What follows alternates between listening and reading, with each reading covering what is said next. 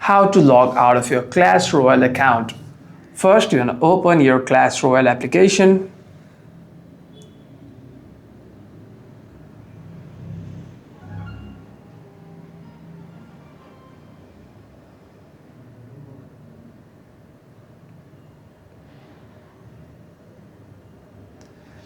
And inside the application, first you want to open all these boxes and whatever the prompted.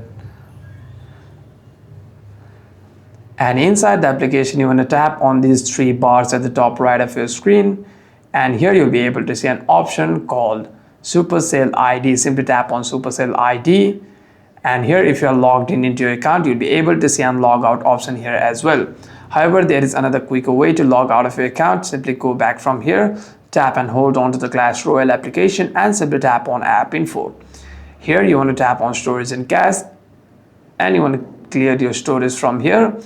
And what this does is it deletes your files from the applications, hence removing your user data as well as logging out of your account. Hope this video was helpful. Do like and subscribe.